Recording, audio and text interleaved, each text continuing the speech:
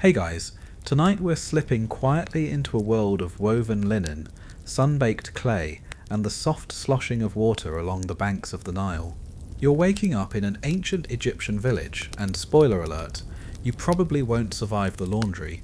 You'll spend your day elbow deep in river muck, trying to clean someone else's loincloth, while dodging the occasional angry goose. Sounds relaxing, right? So, before you get comfortable, take a moment to like the video and subscribe, but only if you genuinely enjoy what I do here, and let me know in the comments where you're watching from and what time it is right now. Now, dim the lights, maybe turn on a fan for that soft background hum, and let's ease into tonight's journey together. You wake up to the low cluck of hens and the croak of frogs echoing across the marshy Nile banks. Your sleeping mat, made of tightly bundled papyrus reeds, has left a pattern pressed into your back like some ancient textile curse. Your mouth's dry, your arms are sore, and let's be honest, you can already smell today's laundry, even from bed. Outside your modest mud brick hut, the sky is still pink and lavender, just starting to stretch. A thin mist floats over the river, and you can hear a few neighbours grumbling as they stir their morning fires. There's no breakfast waiting, just a clay jug of yesterday's flat beer, and a heel of bread so hard it might double as a weapon. You sit up slowly, brushing sand off your elbows. The hem of your linen tunic is wrinkled, stained, and slightly crusty. Classic. You were supposed to wash it 2 days ago, but life and a surprise locust swarm got in the way. It smells faintly of goat, garlic, and the sweat of 3 afternoons. Your tools are already waiting outside in a basket. A loop of rope, a curved paddle for beating the dirt out, and a few lumps of natron, the miracle salt of ancient cleaning. Next to them, a heap of soiled linen is slouched like it's judging you. Some of it's your family's, some belongs to clients. You're what they call a washerman, or at least you're trying to be one. Your little sister runs past chasing a frog, barefoot and giggling. You envy her priorities. You haul yourself up and grab the biggest bundle, someone's temple garments, wrapped in a reed mat and sealed with a bit of wax. Important stuff. Holy stuff. Absolutely don't ruin it or get cursed stuff. On your way to the river, you pass other villagers. A man carrying a goose under one arm, 2 boys trading barbs about who smells worse, and a woman scowling at her laundry basket like it owes her money. Laundry is a daily ritual, a communal agony. Everyone does it. Everyone hates it. The riverbank is still cool underfoot. Morning sunlight sparkles on the water, dancing over the backs of little fish and reeds swaying in the current. You find a smooth spot to work, away from where the fishermen gut their catch. The trick is to get in early, before the water gets cloudy with mud, fish guts, and whatever the crocodiles stirred up during the night. You kneel down, splash your face, and unroll the first tunic. It's stiff with sweat and ceremonial incense. You dunk it in the water and start scrubbing with a flat stone. The linen is fine, expensive, and already fraying at the seams. You murmur a little prayer, half to the gods, half to the tunic, asking it not to fall apart in your hands. By now your arms are sore, your knees are smudged with riverbank mud, and your stomach is sending vague threats in protest of its barley water breakfast. You try not to think about lunch if it happens. It'll likely be something cold, wrapped in a palm leaf, and mostly starch. But for now there's laundry to haul, dry and fold before the wind starts blowing sand into everything. You gather the washed garments, some of which are still dripping, and stretch them out on nearby rocks. Not just any rocks, mind you. Smooth, sun-warmed, well-positioned ones that every washer in the village silently competes for. You got lucky today. You've staked out a few prime drying spots close to the shade of a tall sycamore fig, and the other washerfolk give you side eyes but say nothing. Let them be mad. Your socks will be crisp and sun-bleached before theirs are even halfway done. You spread the linens carefully. These aren't just cloths, they're contracts. If someone's tunic gets scorched, shrunk, or stolen, guess who they blame? Exactly. And let's not forget the infamous tale of last season's washerman who accidentally dyed a temple robe with crushed berries. He swore it was just beet juice. The robe swore revenge. Legend says he's still trying to scrub it white. The sun climbs higher. The once cool riverbank is now buzzing with heat. The air smells like reeds, salt, and wet limestone.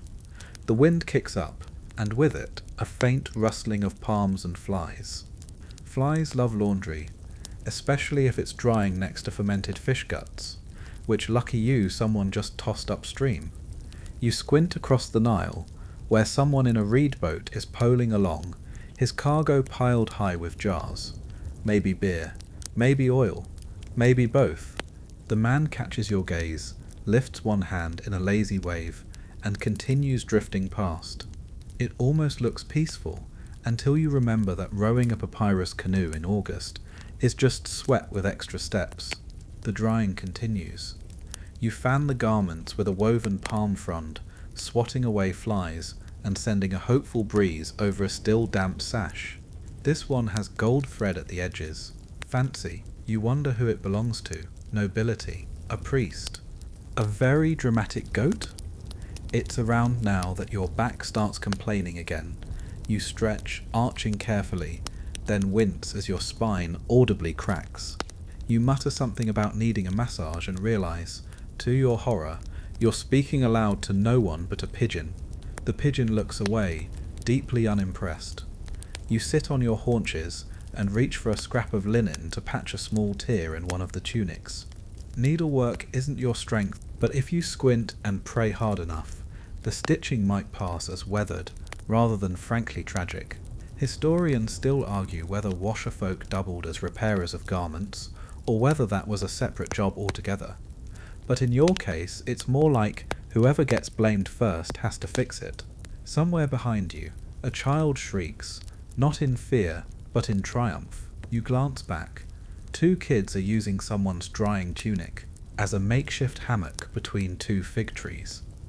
Their mother storms over, scolding them in a tone you recognize instantly, universal maternal rage. You offer her a sympathetic nod. She glares at you too. You retreat to your folding. Now comes the trickiest part. Folding fine linen without creasing it in the wrong places. See? Folds matter. Garments worn for ceremony or presentation are judged on how crisp, symmetrical, and cleanly bundled they are. One lopsided edge, and you're the talk of the town for a week. You lay the tunic flat, tug gently at the corners, and start the folding ritual. You're so focused you don't notice the goat again until it bleats directly into your ear. You drop the tunic, the goat steps on it, you freeze, the goat looks at you, you look at the goat, it licks its nose, blinks once, then wanders off like it didn't just ruin 45 minutes of your life. You whisper a string of ancient curses involving crocodiles, fleas, and fermented onions. The tunic is miraculously only a little soiled. A light redip in the river, and a strategic shakeout later, and it's drying again, now safely staked between 2 pots. Lesson learned, never turn your back on livestock. Your stomach rumbles, time for a quick snack. You reach into your side pouch and pull out a fig, slightly squished but edible. As you chew, you watch a cloud of ibis birds drift across the sky, their wings flashing white against the blue. It's a beautiful, weirdly serene moment, and then a mosquito lands on your eyelid. You slap it and miss. It taunts you with its buzzing. You sigh. Laundry in ancient Egypt isn't just about washing clothes. It's endurance, it's patience, it's low-stakes survival. You glance around. Everyone else looks just as defeated and damp as you do. The woman next to you fans herself with a sandal. A young boy upstream has passed out under a cart. A man you've never seen before is trying to wring a blanket with his feet. You wonder, for the 50th time, if there's a better job in this society. Scribes, maybe. But you'd need schooling for that. Farmers? Too much bending. Fishermen? Too many sharp teeth. Embalmers? Tempting at least the clients don't talk back. But no, here you are, a humble launderer. battling sweat, sediment, and the occasional goat footprint. You take another swig of barley water and gaze at the row of half-dry garments fluttering like flags. You've survived the wash cycle. Now comes the delivery. You gather the dried clothes, shake off the dust, and bundle them into neat rolls. Each item is double-checked for holes, smudges, or forgotten frogs. You line them up in your basket like sacred scrolls, padding the edges with soft reed matting. Presentation is everything, especially when the priest's assistant will absolutely inspect them with a face like he's sniffing spoiled perfume. The sun is high now, scorching the top of your head. You balance the laundry basket carefully and begin the walk into town. The village streets are narrow and winding, lined with low buildings, painted in faded ochre and dusty green. Children run barefoot through puddles. A vendor waves a grilled fish at you. Someone's shouting about stolen onions. It's your average Tuesday. You pass under a faded archway and into the cool shade of the temple courtyard. The guard nods lazily. He knows you by now. You're here almost daily. You make your way toward the rear service gate, where someone in a white robe and gold collar waits. He does not look thrilled. You present the garments with a flourish, offering the cleanest one first. He inspects it with theatrical skepticism, then grunts in approval. No complaints, no curses, no feathers from a sacred ibis lodged in the hem. You breathe a quiet sigh of relief. Another successful laundry delivery, another day without being banished for wrinkled cuffs. You trudge home tired, damp, and proud. You wake up the next morning with a sore neck and a mental list already forming. The laundry's done for now, but that doesn't mean the work is. Not in a world where sand gets everywhere and sweat leaves streaks on even the cleanest linens. Today's task, soap making. Because if you think you can just buy soap from the local bazaar, you're either a noble or a lunatic. You shuffle to the courtyard, where your neighbour's already crushing natron into a fine powder. She gives you a curt nod. Soap making isn't glamorous, but it's vital, and best done early before the sun turns everything into soup. You kneel beside a woven mat and begin grinding your own stash of natron, the chalky white salt harvested from dry lake beds.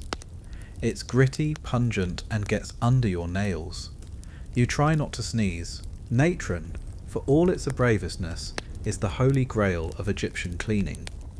It deodorizes, scours, and, if you're really desperate, even preserves mummies. But today, it's just for scrubbing sweat stains and stubborn Nile mud from linen collars. Next up, oil. You take out a small jar of castor oil you bartered for last week. Not the expensive kind, no frankincense infusion, no fancy packaging, just thick, sticky, honest-to-Horus castor oil. You pour a little into a clay bowl, watching it glisten like melted amber.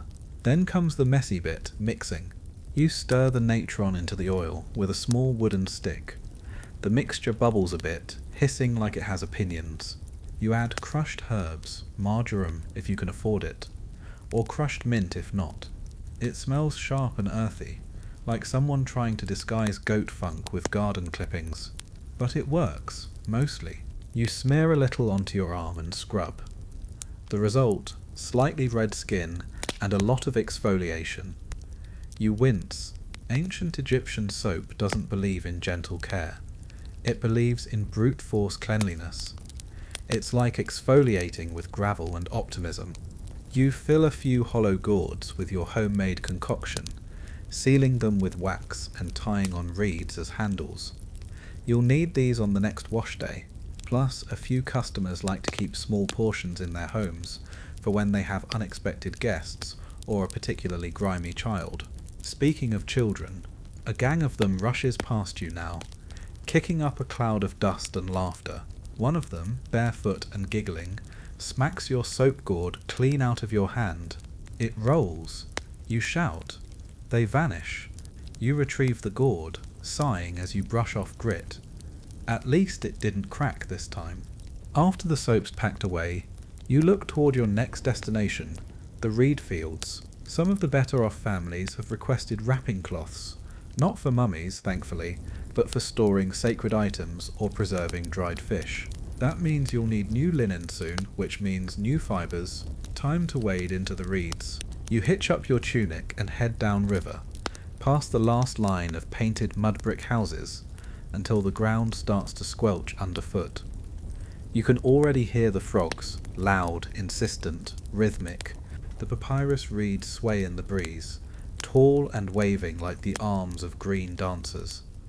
You pull out your curved blade and start slicing. Harvesting reeds isn't hard, but it is itchy. The stalks leave tiny cuts, and the sap is slightly irritating. You try to hum to distract yourself, but halfway through the third stanza of your laundry song, something slithers in the water nearby. You freeze. It's probably a fish. Probably. Historians still argue whether washerfolk were expected to harvest their own fibres, or if specialised reed cutters handled that. But in your village, you do a little bit of everything. Multitasking isn't a talent, it's survival. You bundle the reeds into a tight sheaf and hoist them over your shoulder. They're heavier than they look, and they drip, of course they do.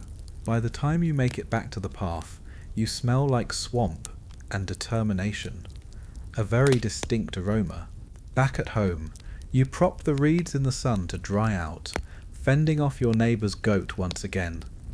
This time it goes straight for your soap gourd. You swat it with a straw broom, and it bleats in protest, insulted. It backs off, but only barely. As the sun hits its zenith, you retreat into the shade of your house, a modest one-room structure with a hard-packed floor and a ceiling of woven palm fronds. It's cooler inside, but still sticky. You wipe sweat from your brow with a square of cloth, then realise it was one of your clean ones. You sit cross-legged near the window slat and begin spinning a bit of leftover flax. The fibres are pale, almost silver in this light, and stubbornly cling to your fingers. You twist and roll,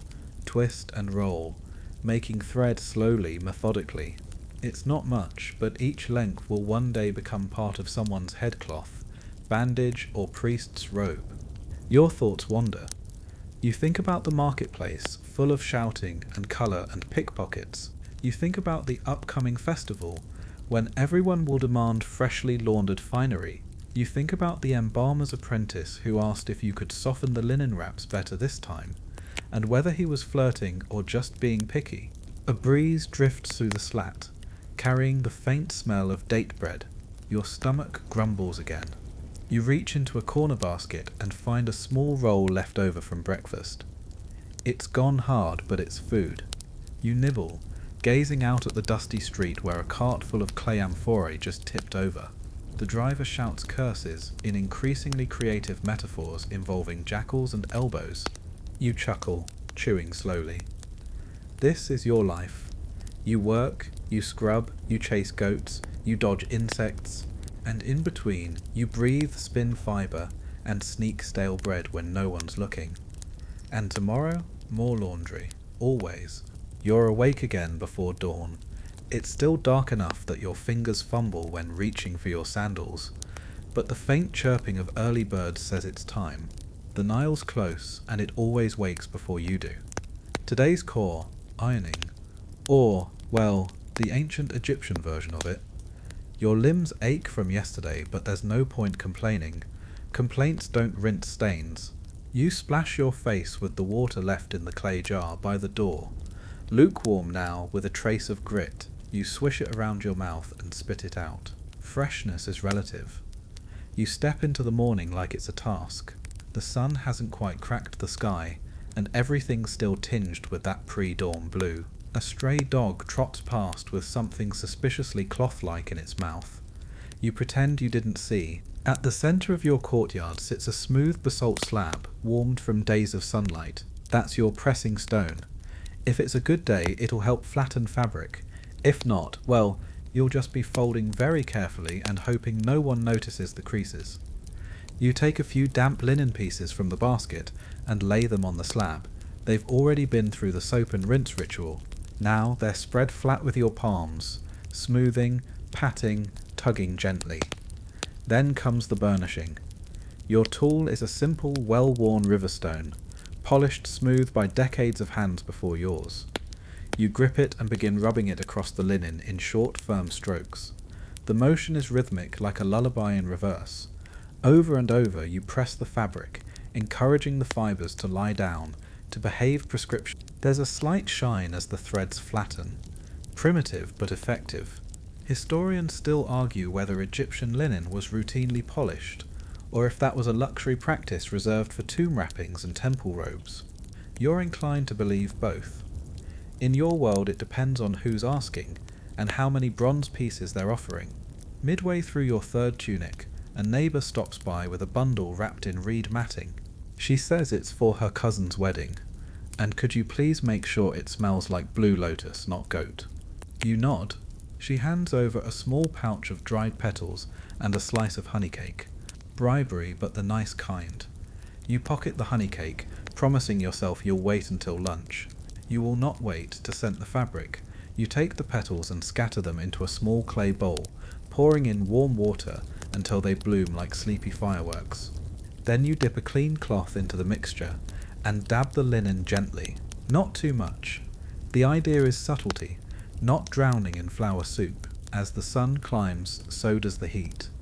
You shift your work into the shade of the outer wall, sweat already trickling down your neck. The basalt slab now radiates warmth like an oven brick, so you drape the remaining tunics over a wicker screen to dry. The folds are crisp, the edges soft. Not bad for pre-iron times. You hear a familiar whine, the goat again. It's chewing a corner of a damp wrap you just pressed. You drop the burnishing stone, chase the beast halfway around the courtyard, and recover the cloth. Now it smells like lotus and livestock. Perfect. You toss the cloth aside with a groan, and sit for a moment, letting your hands rest. They're red from pressing, your arms sore, but the air carries a hint of breeze, and somewhere someone's playing a flute. It's crooked and reedy, but somehow calming. You chew the honey cake slowly, eyes half closed. It's dry, sweet, and slightly gritty. Probably made with crushed dates and ground locust beans. Not luxury fare, but comforting in its own way. The linen continues drying, hanging like pale flags on your line. You check the knots tight, no risk of wind thieving, and retreat inside for a break. The floors cool against your legs as you stretch out in a shady corner. You think about the bigger picture, how your work isn't just for vanity or comfort, it's for ritual, status, even protection. Linen is sacred here. The gods wore it, the dead were wrapped in it, and the priests practically lived inside it. You're not just doing chores, you're preserving the dignity of the body, even if it's currently covered in goat spit. You drift for a few moments in the warm silence. A fly buzzes near your ear. You swat at it miss, and decide to ignore it out of spite. You've got other things to worry about, like the fact that your cousin dropped off another basket of just a few things for you to launder. You peek inside. 12 tunics, 6 headcloths, and a table runner with wine stains that look ancient. You sigh. Then you roll up your sleeves and get back up, because in your world, laundry never really ends. It just cycles from dirty to clean and back again, like the Nile's eternal flow. As you gather the finished wraps and stack them neatly in a reed basket, you wonder briefly if the gods ever did their own washing. Maybe Ra just vaporized the grime off his robes. Maybe Anubis delegated. You chuckle to yourself and reach for the next piece of wrinkled, slightly damp linen. The sun is now fully overhead, your burnishing stone warm again, and the goat hopefully out of reach. By the time midday arrives, the sun has gone from gently warming your courtyard to aggressively interrogating every inch of your skin. It feels like the gods themselves are pressing down with hot palms. You wipe your forehead with the back of your hand, which only spreads the sweat around more evenly. There's more linen to launder, and the Nile is calling, whether you want to answer or not. You gather your basket, carefully folding the washed garments and draping a few damp ones over the edge. A clay jar of natron soap, a bundle of stiff palm fibre scrubbers, and a weighted wooden paddle go into the mix. You hoist it all up, brace your shoulder, and step out onto the dusty footpath. The journey to the river isn't long, but it's noisy. The street buzzes with everything: the clatter of carts, kids shouting, merchants arguing over dates, a donkey braying as if it knows a secret you don't. You nod to a familiar old man, who always sits outside his home, threading reed sandals. He raises 2 fingers in greeting, never stopping the rhythm of his weaving. When you reach the Nile's edge, it's already a carnival of humanity. Women crowd the banks with baskets just like yours, slapping wet fabric against flat stones, with the kind of intensity usually reserved for battle. Some are gossiping, some are arguing, and some are singing badly. It's chaos, but it's your kind of chaos. You find a spot slightly upriver, less trampled, and set your basket down with a soft grunt. The air here smells like wet silt, lilies, and the faint undercurrent of fish. It's not entirely unpleasant. You kneel, roll up your tunic, and reach for the first stained tunic, the wine-spotted one from earlier. You dip it into the water, watching the fabric swirl lazily in the current. Then comes the scrubbing. Ancient Egyptian soap isn't soap as you know it. It's natron, a mix of sodium carbonate and baking soda, and a bit of animal fat. It's gritty, slippery, and smells faintly like salt and clay. You smear it onto the tunic and begin working it in with your palm fibre brush. The sound it makes is somewhere between sandpaper and sloshing. You scrub harder. The wine stain lifts slowly, reluctantly, really. You mutter under your breath about your cousin's lack of hand-eye coordination. As you rinse the fabric, a group of children runs by screaming, chasing a runaway chicken. It splashes into the shallows, flapping wildly, before deciding against a full swim and sprinting back to shore. Everyone laughs, except the woman trying to keep her laundry dry. She curses the bird's ancestors. You return to your work, rhythm steady. Soak, scrub, rinse, repeat. Your arms ache, your knees are numb, but there's something meditative about it. The repetitive motion, the ripple of the river, the soft thuds of cloth against stone. It's hypnotic. Historians still debate whether Egyptian laundry was always done in rivers, or if wealthier households had dedicated basins in their homes. You've only seen a basin once, and that belonged to a priest's family. For the rest of you, the Nile is both your laundry tub and your swimming pool. A friend nearby passes you a reed-wrapped snack, mashed beans and dried fish wrapped in flatbread. You thank her with a tired smile, and take a bite. It's salty, chewy, and exactly what you needed. You wash it down with a sip from your water skin, which has gone warm, but still tastes cleaner than the Nile. As the sun climbs, your stack of rinsed garments grows taller. The edges drip, forming little muddy puddles around your knees. You pause and stretch your back, watching a heron wade near the far bank. Its patience is admirable. You use the wooden paddle to press out extra water from the last cloth. It's a technique passed down from your grandmother, laying the damp fabric over a flat rock and rolling the paddle across it like a baker smoothing dough. It forces out water and flattens fibers slightly, making the next drying stage quicker. A breeze picks up, and you sigh with relief.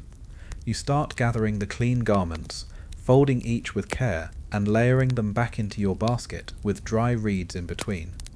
It helps absorb the leftover moisture and keeps the fabric from turning into one giant linen sponge. On your walk back home, the path feels longer, the sun heavier. A donkey blocks your way at one point, standing completely still in what appears to be a personal protest against moving. You sigh, pat its flank, and wait. It eventually changes its mind and shuffles off in no particular hurry. Back at the house, you hang the freshly rinsed linen on stretched ropes, tied between the palm beams. The cloths flutter lazily, like lazy flags in the still heat. A bee buzzes by, sniffing for leftover lotus scent. You wave it away with a limp hand. You collapse onto the floor in the shade and lay there for a moment, staring at the ceiling, which is nothing more than palm thatch woven tight. A lizard scurries across the beam above you. It pauses. You both acknowledge each other. It wins the stare down. Laundry done, for now. You drift a bit, not quite sleeping. but definitely not doing anything else. The river's still murmuring in your ears, the weight of water and cloth lingering in your limbs. You know there's more work to come, more tunics, more stains, more goats trying to chew sacred linens, but for this one moment, you've earned the right to lie there, sweat-soaked and victorious. You don't stay horizontal for long. The moment your muscles begin to relax, you hear it, the telltale thwack of sandals against dry clay, and the unmistakable voice of Aunt Citra calling your name like a war horn. You blink up at the lizard on the ceiling. It scurries off. Traitor! Don't pretend you're asleep, she calls. We still have to beat the linens. You groan, not because you disagree. She's right. Beating is the final stage, the grand finale of the laundry. It fluffs the fibres, gets the last of the sand out, and perhaps most importantly, lets you take out a little aggression on something that won't talk back. You drag yourself upright and shuffle to the side yard, where Aunt Citra is already unrolling a stack of partially dried tunics and headcloths onto a wide flat slab of limestone. She hands you a beater stick. Nothing fancy, just a smooth wooden club with a flattened end. She's got one too. You both kneel. Your movements so synchronized it could be a poorly rehearsed dance. Thwack, thwack, thwack. The sound fills the space like percussion. Rhythmic, cathartic, loud enough to startle a bird from the nearby fig tree. Laundry beating in ancient Egypt isn't for the delicate. This isn't dainty patting or graceful ringing. This is controlled violence with a purpose. You raise the stick and bring it down in precise punishing arcs. The goal isn't just to flatten or fluff. It's to shake free every grain of grit the Nile left behind. And trust you, the Nile leaves a lot behind. Aunt Citra talks while she beats. Something about her neighbour's goat that keeps escaping and eating all the onions. You nod, make the occasional grunt, but mostly focus on the cloth. The rhythm helps. It lets your brain wander drift even. There's something soothing about the repetition. Lift, strike, lift, strike. You think about how this very motion, this exact same one, has been done for generations. Maybe even on this very stone. The laundry stick has changed little over millennia. It's simple, functional, and weirdly satisfying to wield. Historians still argue whether these cloth beaters were gendered tools, or if men used them too. Some tomb paintings show women, others show mixed groups. But in your world, this is definitely a woman's domain, and Aunt Citra rules it with the authority of a linen queen. Halfway through a particularly stubborn tunic, your stick hits something hard. You pause, reach down, a small pebble, embedded deep in the fibres. You flick it away and keep going. By the time you finish, the fabric is softer, cleaner, almost fluffy. You roll it up and move on to the next. A neighbour's child wanders over, dragging a clay doll behind her. She watches, wide-eyed, as you and Aunt Citra beat the laundry into submission. "Can I try?" she asks. "No," Citra replies immediately, then softens. "Maybe when you're taller than the laundry." The child frowns and plops down under the fig tree to sulk. You smile despite yourself. Once the beating is done, the two of you hang the linens again, this time just to finish drying. The air's still warm but slightly breezier now, and you're thankful for it. You swat away a curious fly and stretch your shoulders, which are now aching in that deep, bone-tired way. That only clean work causes, Citra offers you a drink from her gourd. Cold beer, barely fermented, cloudy and earthy. You take a sip, nearly choke on the sourness, and hand it back politely. She laughs. "You never did like it. That's why you'll live forever." As the linen sways behind you, catching light like sails, you start tidying the area. Beater sticks go back onto the tool rack, clay bowls rinsed and stacked, reed ropes wiped clean with a damp cloth, everything in its place. Even if your back's screaming, you find yourself humming an old song under your breath, one your mother used to sing when she scrubbed temple robes on festival days. The quiet after the storm is almost too peaceful. For a fleeting second, you feel like a priest preparing sacred cloths. There's a sort of reverence to laundry, at least the way Citra sees it. The gods love clean cloth, she always says, because it means someone took the time. And she's not wrong. Linen played a holy role in Egyptian life. Priests wore freshly laundered linen for every ritual. Corpses were wrapped in layer after layer of it before burial. It wasn't just a fabric, it was a spiritual garment, a barrier between flesh and the sacred. So when you fold that final piece of cloth, you do it carefully, reverently, lining up the edges just so, because maybe, just maybe, you're not just cleaning tunics. You're preserving something deeper. Your arms feel like wet reeds by now. You wipe your face on your sleeve and look out at the horizon. The sun's dipped lower, casting golden ripples over the rooftops. Smoke from cooking fires curls upward, fragrant with spices and slow-boiled lentils. Inside, someone's calling your name again, this time in a sing-song voice, which can only mean one thing: dinner prep. You smile and glance back at the fluttering linen one more time. Clean, flat, quiet. Laundry done. At least until someone spills wine again. You follow the smell of stew and flatbread back into the house, stepping around a lazy cat sprawled across the doorway like it owns the place. You're sweaty, sandy, and smell vaguely of soapwort, but congratulations, the laundry's done. Almost, kind of, technically.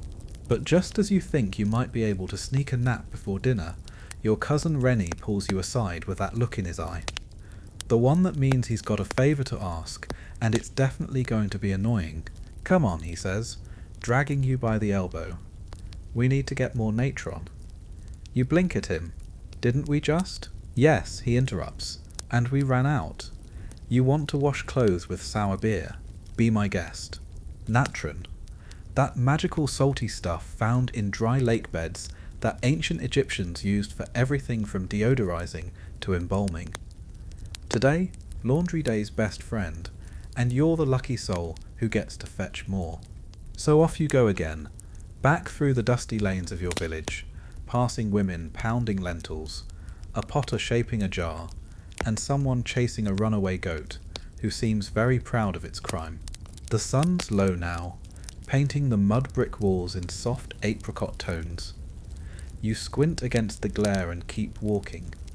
Your destination, the local salt pit, a wide, shallow basin near the edge of town, where powdery white natron crystals crust the surface like frost. It's not glamorous work, in fact it's borderline gross, but it's necessary. You crouch beside the pit, careful not to breathe too deeply.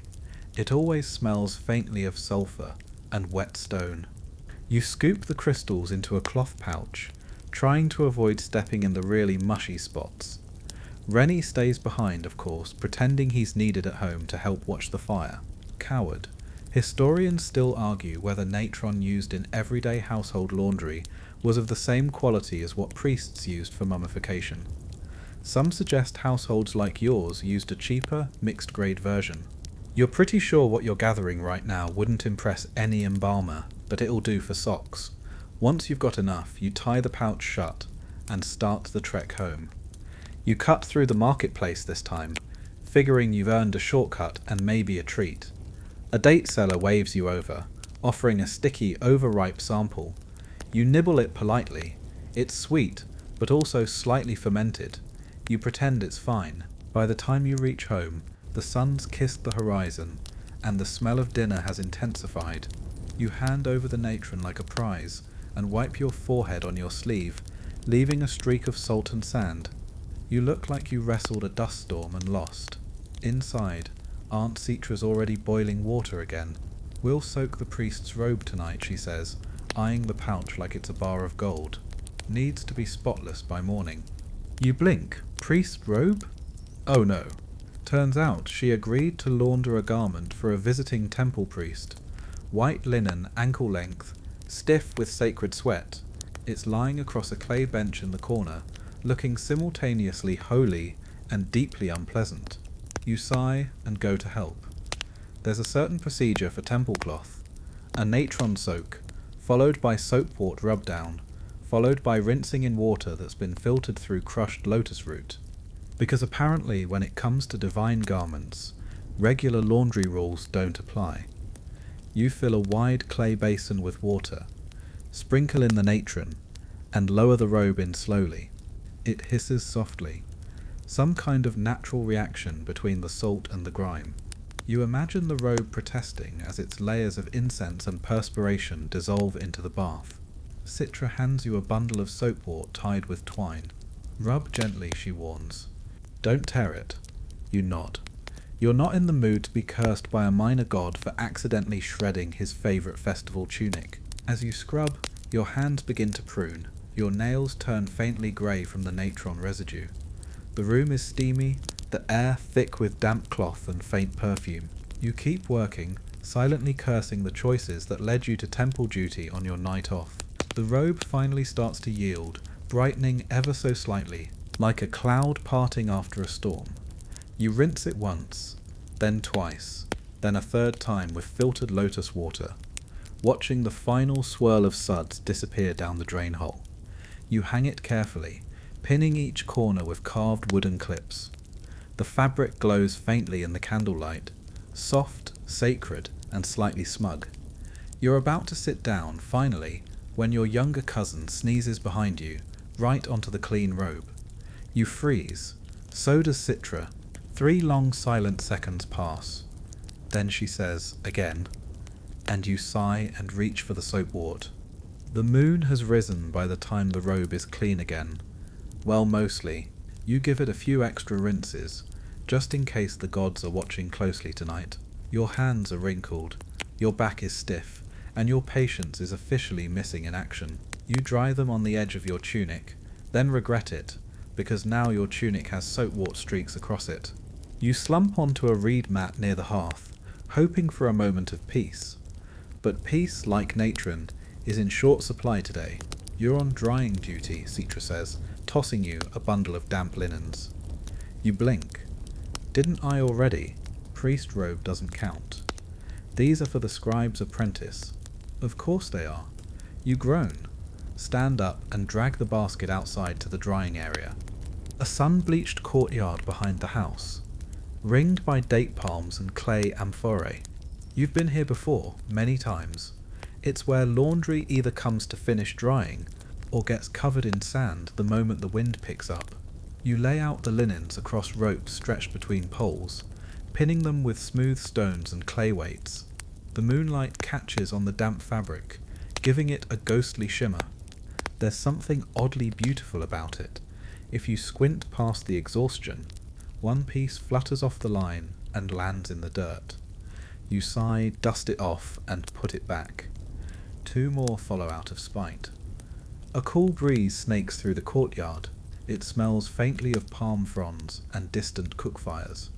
Somewhere down the lane, a baby is wailing. You wonder briefly if you were ever that loud. Probably. While you wait for things to dry, you flop down beside the basin and stare up at the stars. The sky in ancient Egypt, impossibly clear, like someone poked holes in a piece of obsidian and let the light through. You trace the familiar constellations, the crocodile, the lotus, the river god, and let your brain float. Historians still argue whether Egyptians used communal drying areas in larger cities, or dried their clothes on rooftops. You suspect the answer is whichever spot wasn't covered in bird droppings, or shadowed by a nosy neighbour's balcony. You doze off for a bit, the warmth of the clay floor oddly comforting, but not for long. Something nudges your foot, hard. You open one eye. Rennie's standing over you with a basket of more damp laundry. We found the priest's undergarment. You stare at him. Absolutely not. He shrugs and dumps it beside you anyway. This new piece is concerning. Yellowed, very used, possibly cursed.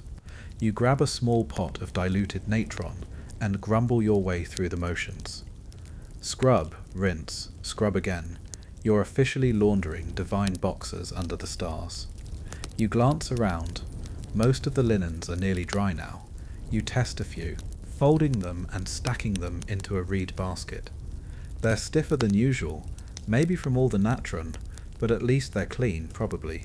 You hope, once everything's packed up, you stagger back into the house, basket balanced on your hip. You trip over the cat again. It hisses. You hiss back. The two of you have a long-standing feud. Inside, the hearth has burned low, casting long, flickering shadows across the walls. Aunt Citra is asleep in the corner, head resting on a sack of lentils. Rennie is pretending to read a scroll upside down. The only real sign of life is the soft bubbling of a stew pot over the coals. You set the basket down and stretch. Your shoulders crack like papyrus. You smell like lye, lotus, and regret. Your feet are grey with dust, but the laundry is done, for now. You sneak a sip of stew, lentils, garlic, and some unidentifiable root. Not bad, a little gritty. You're too tired to care. You grab a thin blanket and curl up near the hearth, using a folded tunic as a pillow. The fire pops quietly. Outside, a dog barks at nothing in particular. You close your eyes, then Rennie whispers from across the room. We still have to press everything tomorrow. You pretend to be asleep. Dawn arrives with the subtlety of a dropped amphora. Birds begin shouting from the thatched roof above you, like they've just remembered they have wings. A goat bleats somewhere nearby. Someone drops something heavy in the courtyard. And your eyelids, not ready, not even close. You groan softly and sit up. Your neck is a single cramp. The tunic you used as a pillow has now imprinted its seams directly onto your face. Your arms ache. Your back feels like it's been wrung out. And your fingers are still puckered from all that scrubbing. But you're not done yet. Pressing day. You already know what this means. Hot stones, reed mats, clay weights, and the kind of elbow grease that could lift a pyramid. The ancient Egyptian version of ironing is less wrinkle release and more flatten this tunic like your life depends on it. You crawl toward the pile of freshly dried linens and start sorting. The finer pieces, the priest's robe, some embroidered linens, even a few folded headcloths go in one basket. Everyday wear, servant tunics, and hand towels go in another. You wrap them in damp cloths to keep them from drying out too stiff, then drag both baskets to the pressing area. This is the part of the house that pretends to be outdoors. It's a partially covered space with a packed earth floor and a few large smooth stones laid out in the sun. These stones are key. Once hot, they'll press wrinkles out faster than any dowry mother ever negotiated. Rennie joins you with 2 more bundles and a grin way too wide for someone who got just as little sleep as you. We get to use the big stone today, he says, pointing to a wide, flat slab. That's been baking in the sun since morning. Oh, lucky us. You spread out the priest's robe first, carefully, reverently, still hoping divine punishment doesn't come in laundry-based form. Then you layer a clean cloth over it and press it beneath one of the clay rollers, heavy, cylindrical, and made to smooth linens like their papyrus scrolls. Rennie starts rolling back and forth, grunting with the effort. You lean on the stone slab and begin the slow, tedious process of smoothing the rest with a polished pestle-like tool. It's less a press and more a prolonged wrestling match between fabric and rock. The sun creeps higher, sweat beads on your forehead. You have natron dust in your eyebrows. Your palms ache from the friction. Historians still argue whether pressing clothes like this was a common household chore, or reserved only for elite households. Frankly, you're starting to hope it was elite only, because this is brutal.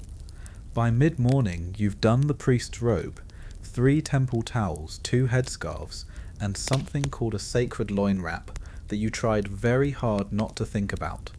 You sit back on your heels and stretch your arms. Then the wind kicks up. Dust swirls across the courtyard. You lunge to cover the newly pressed linens with a reed mat. Rennie grabs the towels just in time. You both squint as the sand dances in little eddies around your feet. Welcome to ancient Egypt.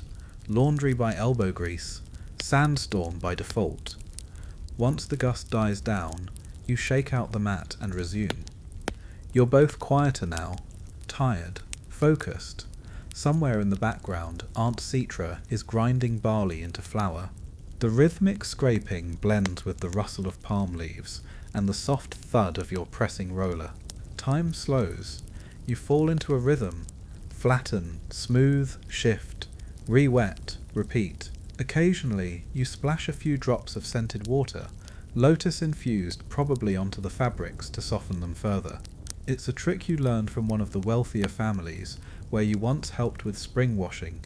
They wouldn't admit it, but even they had laundry woes, just with better perfume. Eventually, you reach the final piece, a simple homespun tunic, worn soft with age. It's yours. Somehow that makes the work feel more satisfying. You smooth it carefully, pressing each crease with a kind of quiet pride. You stack the finished linens into woven reed baskets, layering soft papyrus between them, to keep them from creasing. It feels ceremonial somehow, like a job not just finished but honoured. You and Rennie sit side by side in the shade, drinking warm barley water from a clay cup and sharing a handful of dried dates. The quiet hum of the village surrounds you, children laughing, a donkey braying, the distant thud of someone hammering something probably important. You know, Rennie says, if I ever get reincarnated, I hope it's as someone who never has to touch a laundry roller again. You nod, like a cat, a temple cat, fed daily, worshipped, never pressed anything. You both sigh at the thought. You watch as a few birds peck around the baskets, then flutter away.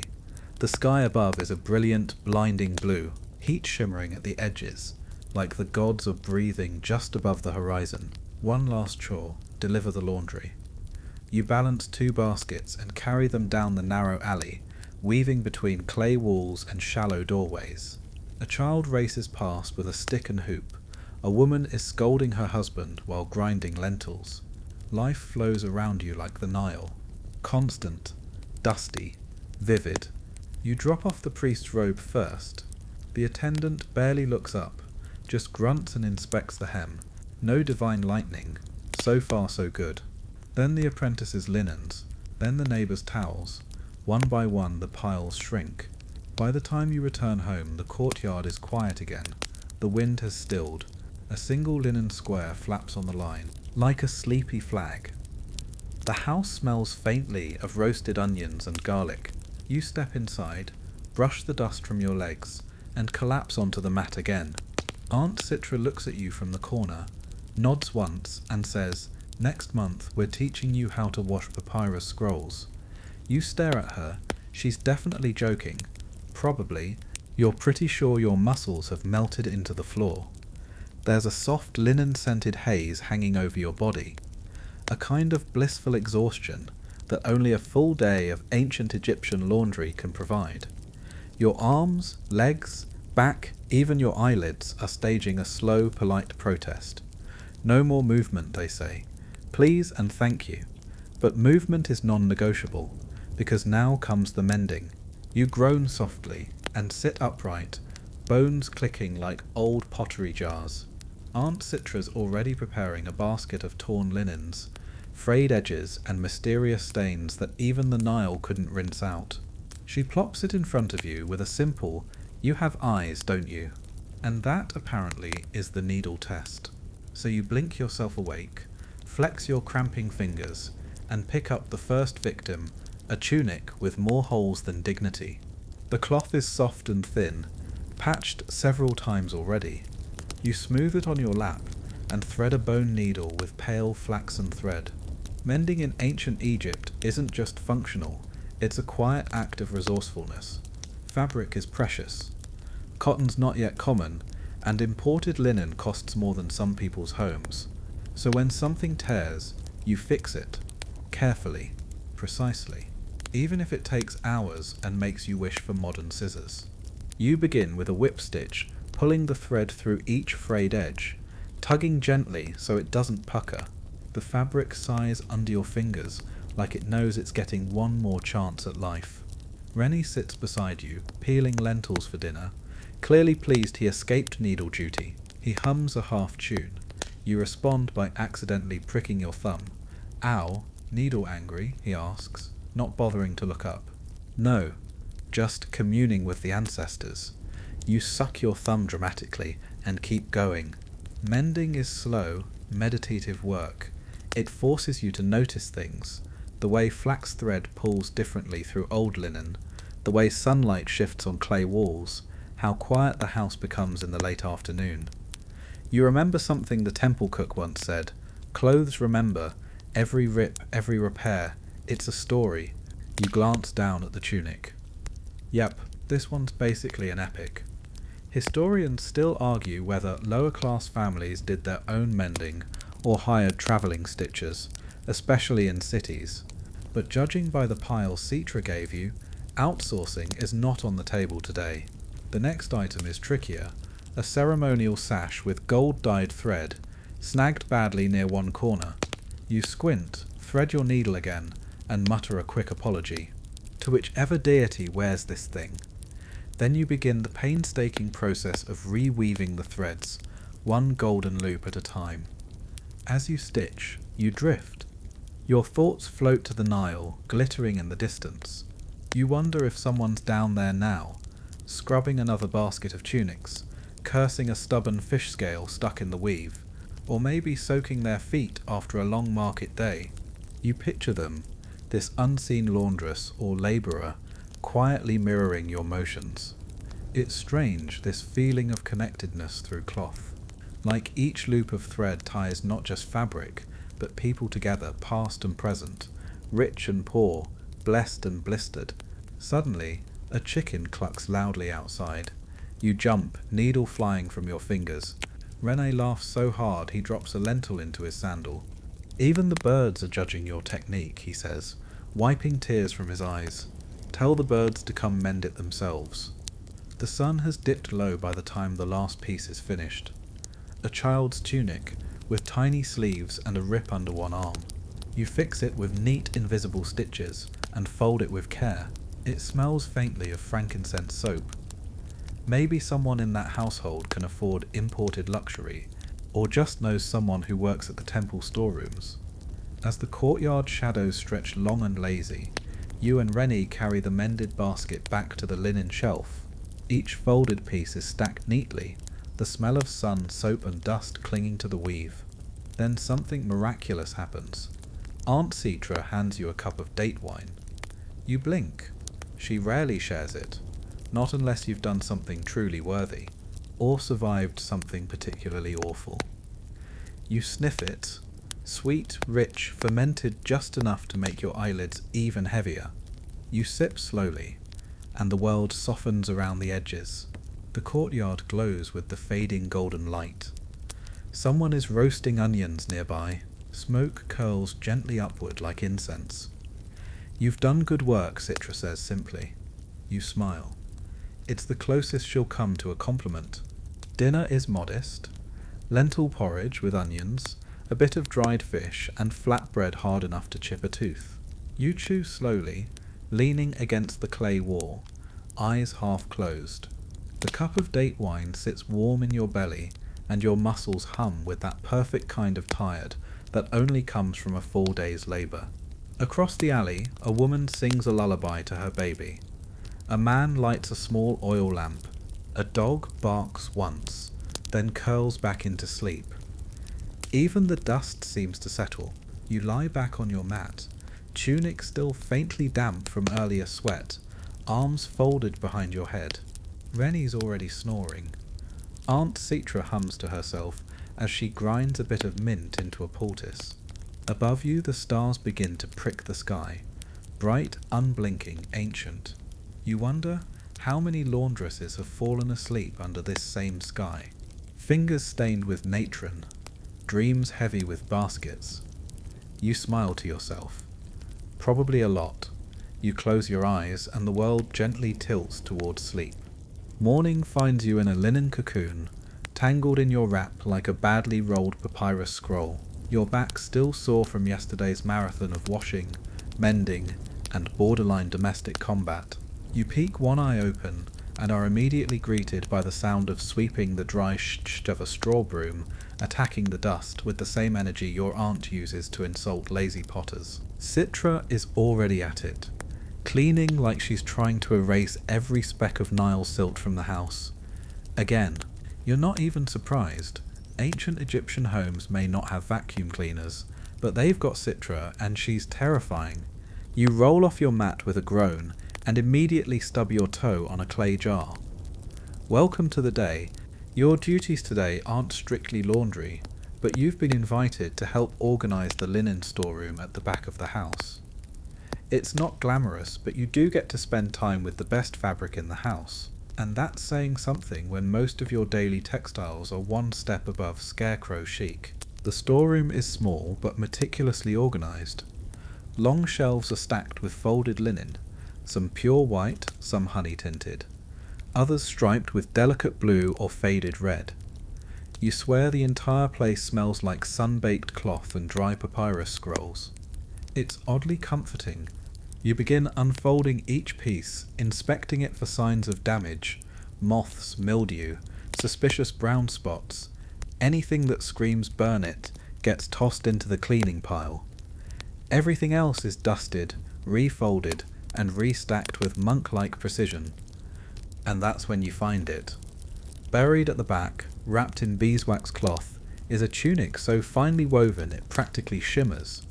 It's linen, yes, but this is linen in its final form.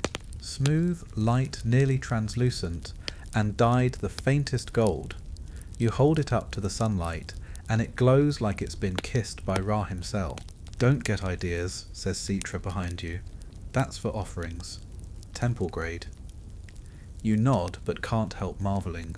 This isn't laundry. This is art. Ancient Egyptians didn't just wear linen, they revered it. The Book of the Dead even mentioned sacred linen wrappings. Some fine garments were scented with myrrh or lotus, stored with dried herbs to keep pests away. The richer the household or temple, the more elaborate the textile treatment. You gently place the tunic back and continue folding. One by one, the layers of fabric transform into stacks. Each has a story, a weaver's rhythm, a dyer's patience, a washer's aching back. There's something meditative about it, even if you're sneezing from centuries of woven dust. Later, you and Citra sort the washing tools.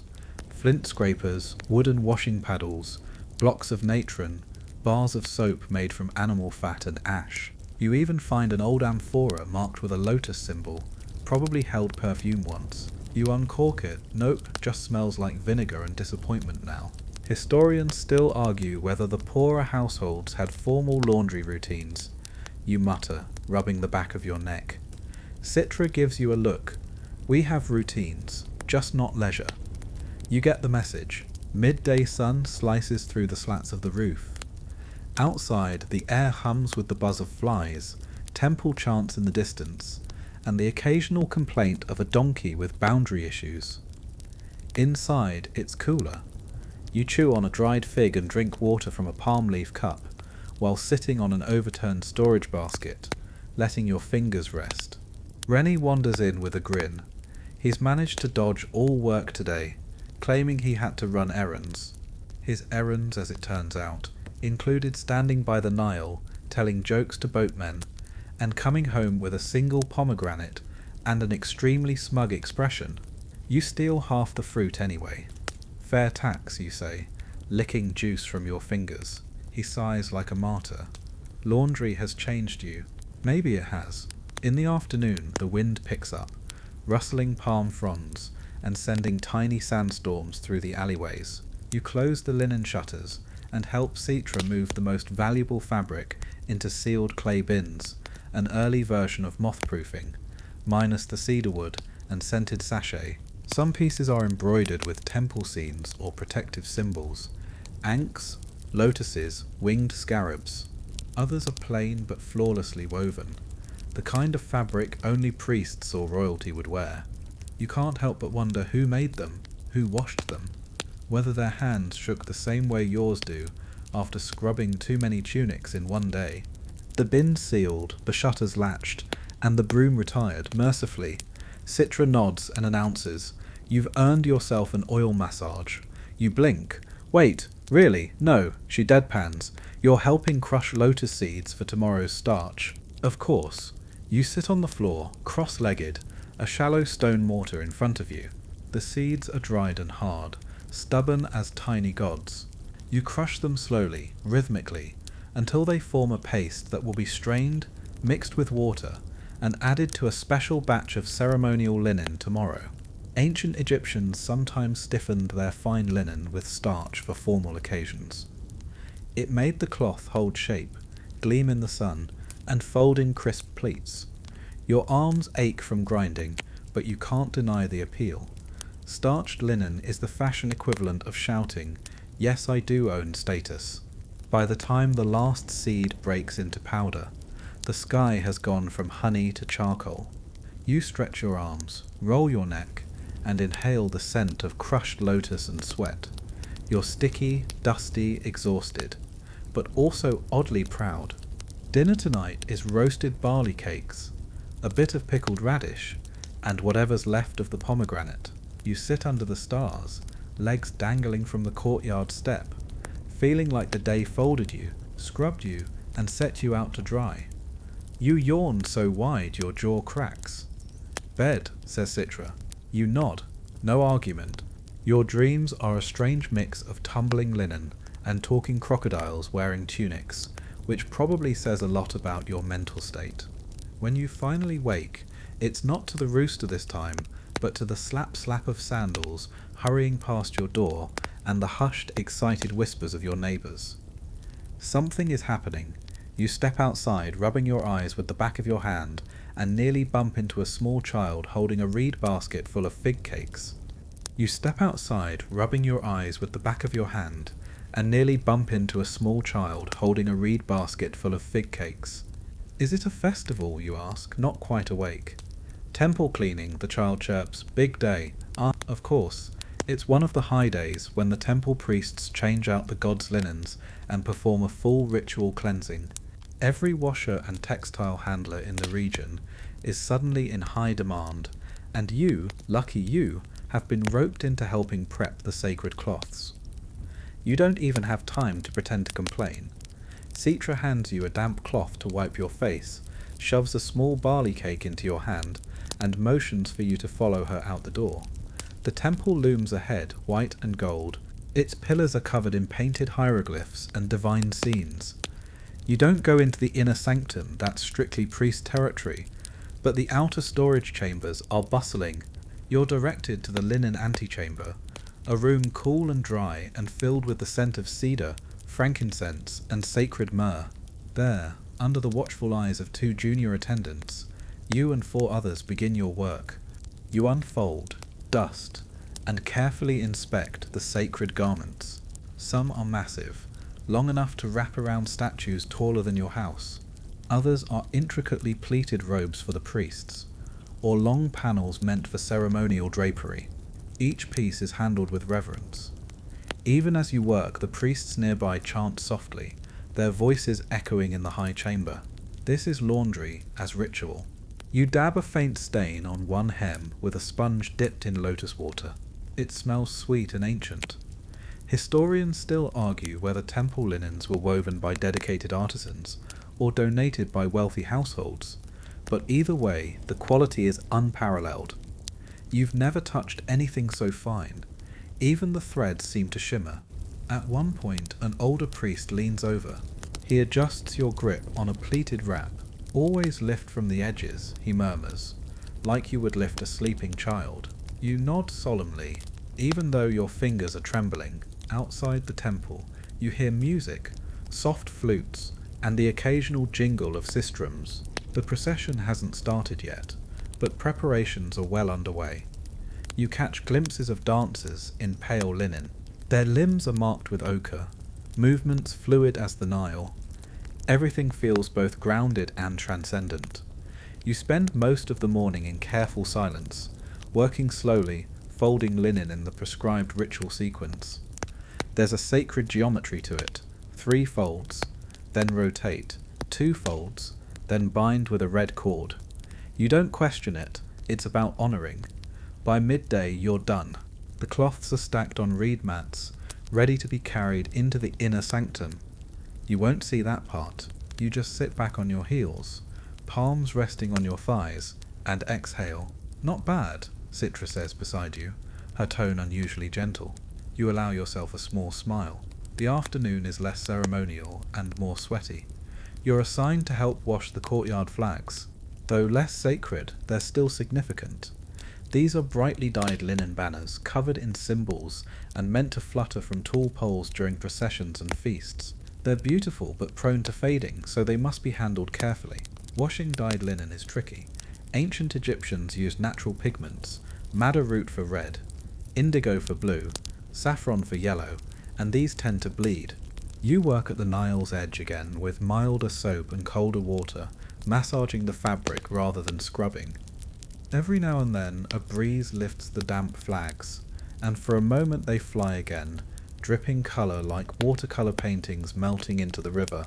A passing priest stops to observe. "Don't twist them," he warns. "The gods don't like wrinkles." You just nod.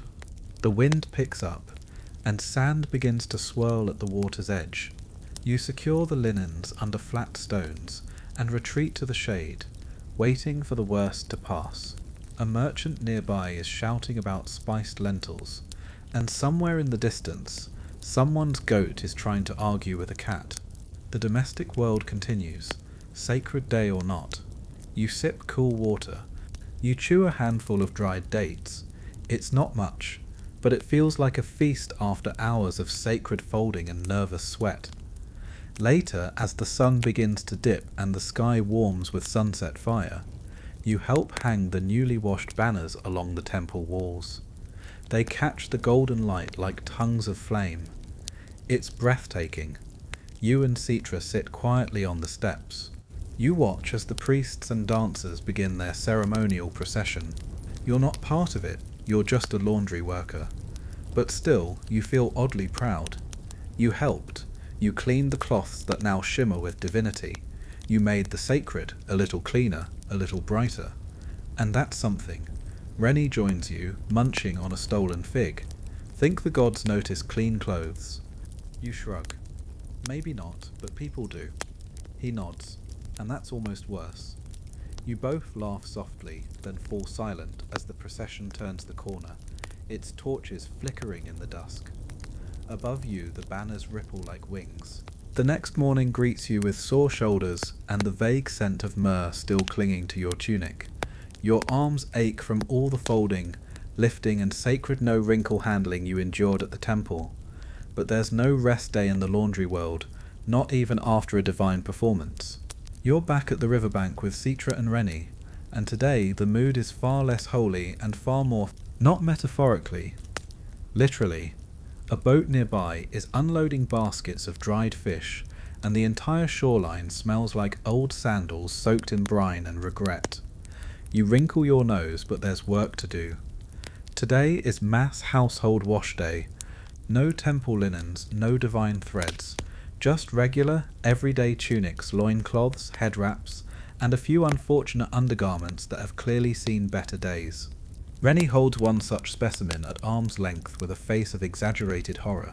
"Do we need protective spells for this one?" he jokes. You don't even bother responding. You just hand him the soap clay and start sorting your own pile. This time, you're working with a larger team, neighbours, cousins, and hired hands all lined up with reed baskets, scrubbing stones, and ceramic jugs of lye solution. The chatter is louder, more chaotic, and you can tell half the people are here for gossip more than cleanliness. A woman 2 mats down is retelling the story of a neighbour's goat escaping into a scribe's papyrus stash. Another is speculating about a fisherman's marriage prospects. The soap isn't the only thing getting aired out. You're half listening when a splash of cold river water hits your back. You turn to see Rennie smirking. "Oops," he says. You raise an eyebrow and flick suds at him. The battle is brief but satisfying, and honestly, it's the most fun you've had since you accidentally dyed your tunic blue during an indigo rinse. You settle into your rhythm, dunking cloth, scrubbing, twisting, rinsing. It's mechanical by now, almost meditative. The river flows, the sun climbs, your fingers prune. You lose time in the steady motion of wash and wring and shake. Historians still debate how often the average Egyptian bathed or laundered their clothing. Some argue weekly, others claim more frequently during flood season. But judging by today's piles, the answer is whenever your clothes start walking off without you. By mid-morning, your hands are raw and the sun is high. You stretch your back and squint toward the horizon. The smell of drying linen is oddly comforting. It means progress. It means someone won't go to sleep tonight in sweat-soaked rags. You help lay the damp clothes on long stretches of reed mats and flat stones. The wind helps, but you still have to chase a particularly feisty loincloth that tries to make a break for it. You catch it just before it lands in the fish pile. Barely. While the clothes dry, you get a short break. You sit with Citra under a tamarisk tree, sipping sour beer from a cracked cup and nibbling on a sesame cake that tastes like dust and dreams. It's not luxury, but it's quiet. Ever think about doing something else, you ask suddenly. Citra raises an eyebrow. Like what? Open a perfumery. Invent magic soap. You shrug. Just something that doesn't involve scrubbing other people's sweat. She leans back, arms behind her head. Laundry's honest, and it keeps you strong. Besides, it's good for your soul. You squint at her. You just made that up. Probably, she smirks. Eventually the wind shifts, and the clothes are dry enough to fold. This is the easy part though, no less important. Folding matters. Folded linen stacks neatly, stays clean, feels finished. There's something satisfying about watching the piles grow, neat and white and precise. A neighbour thanks you for saving their tunic from a goat footprint disaster. You smile, tuck a folded cloth into their basket, and wave them off. Later you head home with your own clean stack. It's lighter than it should be. A few things went missing, but that's expected. Laundry days are small-scale barter economies. You might not get back exactly what you brought, but you'll end the day with something close. Back home, you hang your own clothes on a low line stretched between two posts. They flutter in the breeze, smelling faintly of Nile water and crushed soapwort. Your youngest cousin runs up, clutching a doll made of knotted linen scraps. You made this? They ask. You nod. Can you make her a dress? You sigh, but nod again. One more tiny piece of linen to wash, fold, cut, and care for, because that's the thing about your job. Laundry isn't just about dirt. It's about daily life. It's about dignity. It's about taking the sweat and grit of existence and giving it a second chance, even if no one sees it. Even if it's just for a doll. That night, as you lie on your mat, you smell a faint trace of temple myrrh on your skin and river water in your hair. The city hums softly outside, and the moon peeks through the lattice above your bed. Tomorrow, there will be more clothes, more stains, more stories in every wrinkle. But for now, you rest. The wind picks up overnight, and by morning your courtyard is decorated with a random sock, a strip of linen that blew off the line, and what might be someone else's underwrap. You're not sure how it got there, and frankly, you don't want to know. You gather the laundry remnants with sleep-heavy limbs, sighing as you realise today's going to be another full one. It always is after a windy night. When clothes take flight, someone has to chase them. You head back down toward the river with your usual kit, soaked clay, woven basket, scrubber stone, and a tired sense of purpose.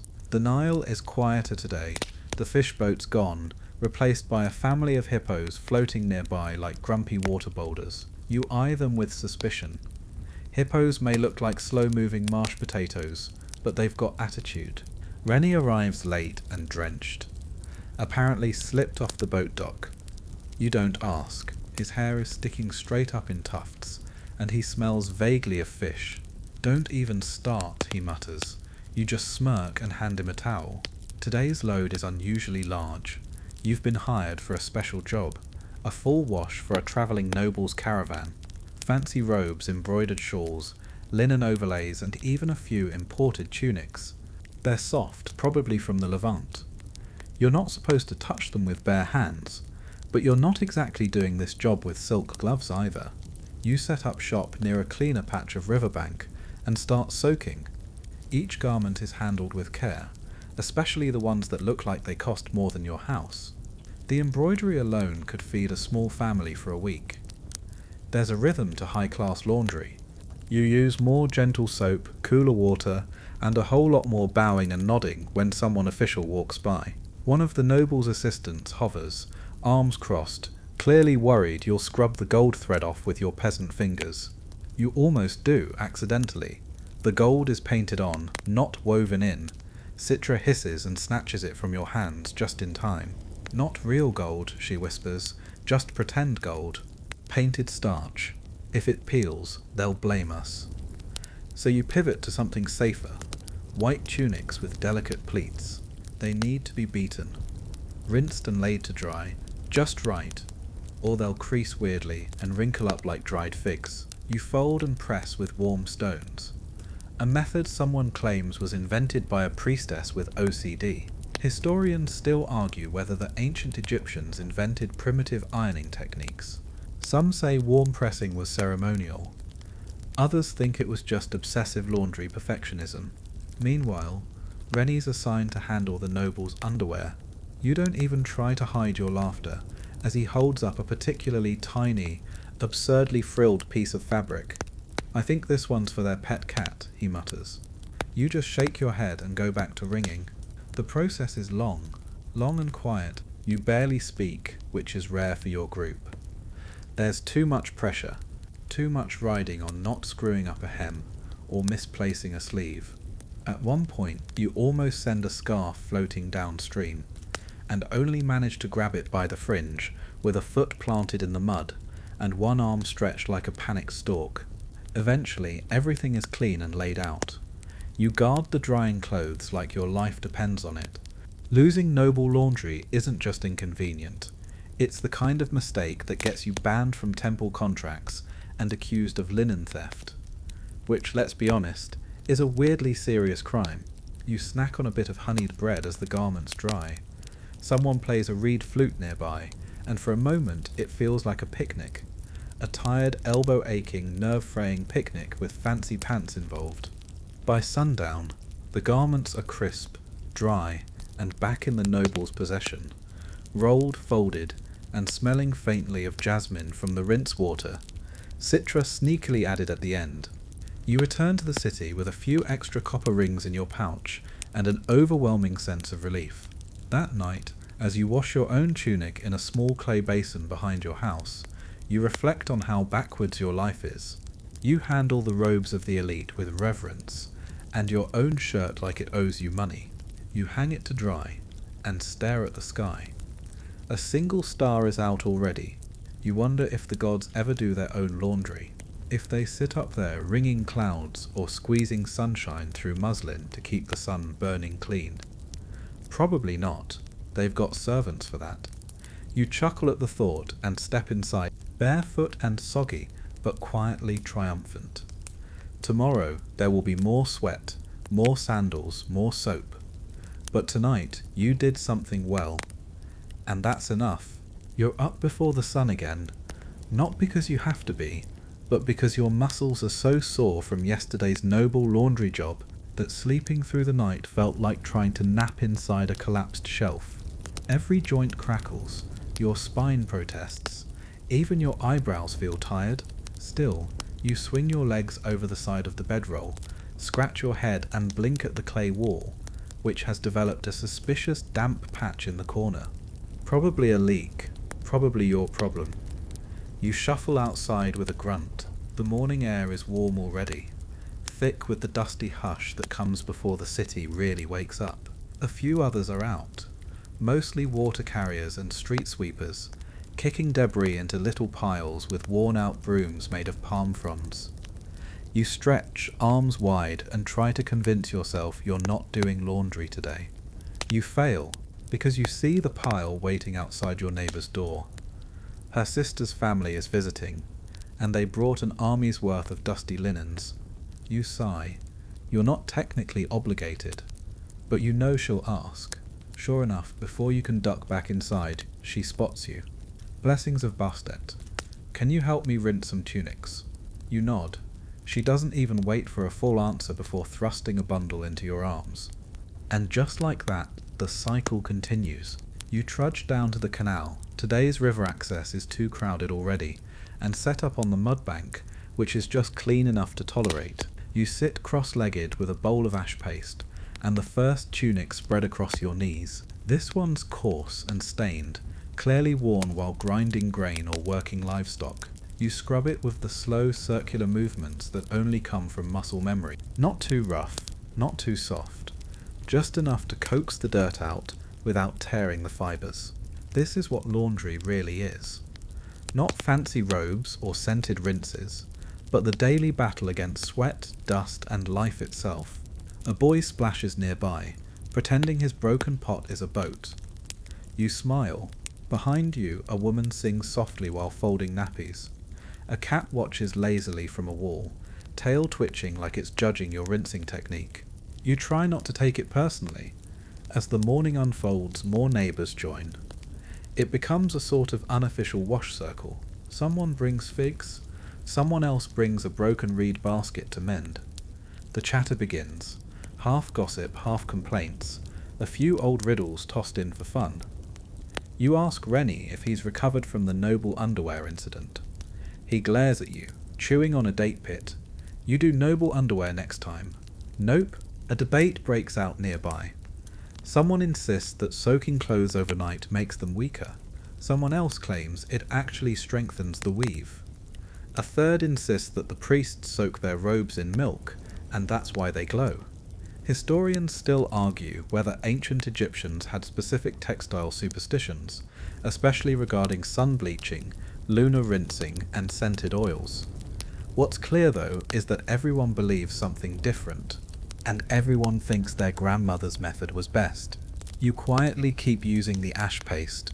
By midday, the sun is relentless. You've moved to the shade of a crumbling mud brick wall, using a chipped jar to pour rinse water. Your fingers are wrinkled, your sleeves soaked, and your lower back is staging a slow-motion rebellion. You pause, stretch, and sip from a shared jug of barley water. Someone mentions a temple girl who used to iron pleats with hot sand and wooden paddles. Someone else mutters, "That's how you burn linen." You stay out of it. Instead, you wring out a final tunic, slap it over a tree branch, and sit back. Not to rest, but to simply exist for a moment. Let the breeze move across your wet hands. Let your breathing match the soft rustle of reeds. You glance around. There are baskets, soapstones, and stray sandals scattered everywhere. It looks chaotic, but there's peace in it. A rhythm, like the Nile itself, messy, winding, full of life. You catch your own reflection in the water, tired, faded, slightly sunburned, but also proud, because you've cleaned something today. You've taken the sweat and grime and sand and transformed it. That may not be glamorous, it may not even get noticed, but it matters. Someone will wrap themselves in that tunic tonight, freshly cleaned, and sleep better because of it. Someone will walk through town tomorrow without an itch or a stink or a stain. And that started here, with you and the river, and a few awkward scrubbing stones. You finish hanging the last garment and rise, knees popping like a papyrus scroll unrolling. It's time to go home. You pass the marketplace, where someone's selling jars of perfume, mocking you with scents you can't afford. You catch the aroma anyway. Myrrh, lotus, and something sugary. You wonder if someday someone will invent laundry that smells like that. You doubt it. Still, the idea makes you smile. At home, you wash your hands and collapse onto your mat. Outside, a distant harp tune drifts through the air. You close your eyes. Tomorrow there will be more laundry, but for now, it's done.